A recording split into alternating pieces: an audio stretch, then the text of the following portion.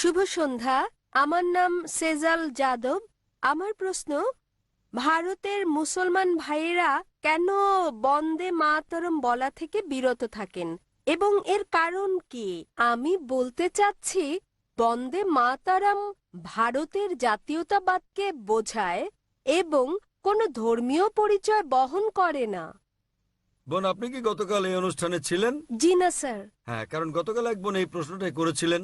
তবে আপনি যেহেতু ছিলেন না, আমি আবার উত্তরটা দিচ্ছি। বোন প্রশ্ন করলেন যে কেন মুসলিমরা বন্দে মাতরম বলা থেকে বিরত থাকেন। মুসলিমরা কেন বিরত থাকেন জবাব দেওয়ার আগে আমি আপনাদের পরামর্শ দেই যে হিন্দুদেরও বিরত থাকা উচিত। কেন? কেননা এটা ধর্মগ্রন্থের বিপক্ষে যায়, যা আমি আগে উল্লেখ করেছি। এর আগের প্রশ্নের জবাবে যখন আমাদের শিখ ভাই প্রশ্নটা করেছিলেন, তখন আমি উদ্ধৃতি দিয়েছিলাম উপনিষদ থেকে, বেদ থেকে, সর্বশক্তিমান ঈশ্বর কেবল তারই উপাসনা করা উচিত, তার কারো নয়, তার কোনো প্রতিমা নেই। এখন বন্দে মাতরম একটা গান, এতে 3বার বলা হয়েছে বন্দে মাতরম। বন্দে মাতরম মানে কি? মাতৃভূমির চরণে আমি মাথা নত করি। হিন্দু ধর্ম অনুযায়ী আপনি কেবল সর্বশক্তিমান ঈশ্বরেরই উপাসনা করেন, অন্য কারো নয়। ঈশ্বর, তিনি তো এই দেশেরও স্রষ্টা। ঠিক আছে, তাহলে এটা আপনার ধর্মগ্রন্থের বিরুদ্ধে যায় এবং হিন্দু ধর্ম প্রতিমা পূজার বিরোধী। হিন্দু ধর্মে বলা হয়েছে তুমি কেবলমাত্র সর্বশক্তিমান ঈশ্বরের কাছে মাথা নত করো, অন্য কারো কাছে নয়। তোমরা কেবল তার উপাসনা করো, অন্য কারো নয়। তাই মুসলমান ছাড়াও প্রথমে আমি বলতে চাই এটা হিন্দু ধর্মগ্রন্থেরও বিরুদ্ধে যায়। আপনি যে কোনো হিন্দু পণ্ডিতকে জিজ্ঞেস করে দেখেন, একজন অজ্ঞ পুরুষ কিংবা মহিলাকে জিজ্ঞেস করলে হিন্দু ধর্মগ্রন্থ সম্পর্কে অজ্ঞতার কারণে তারা এটা না বুঝতেও পারে। জাতীয়তার ব্যাপারে আমি আপনাকে পরে বলছি। এখন মুসলিমদের ব্যাপারে বলতে গেলে আবারও এই শব্দ বন্দে মাতরম বিরুদ্ধে যাচ্ছে পবিত্র কোরআনের।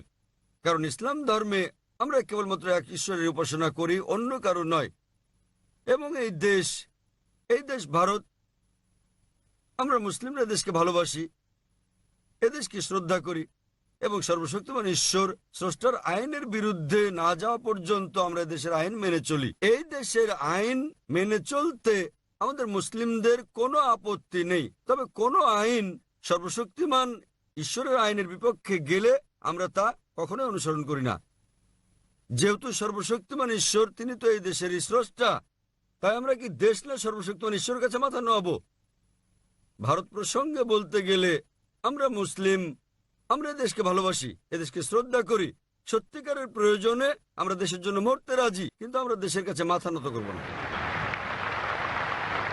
কেন? কারণ এটা আমাদের স্রষ্টার আইনের বিপক্ষে যায়।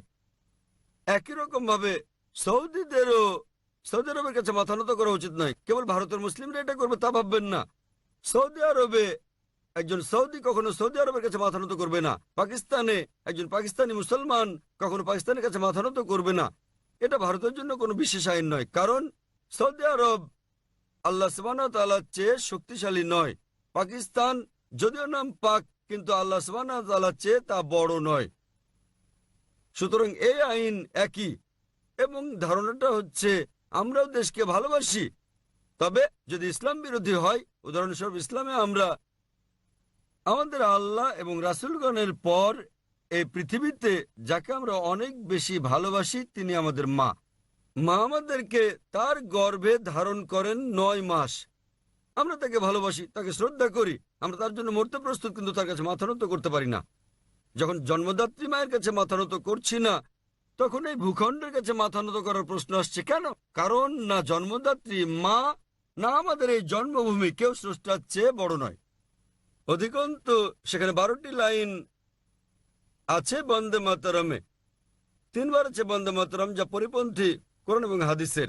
অনুরূপভাবে দুর্গা ও লক্ষ্মীকে সর্বশক্তিমান ঈশ্বরের গুণাবলী আরোপ করা হয়েছে, যা সরাসরি বিরুদ্ধে যাচ্ছে ইসলাম ধর্মের।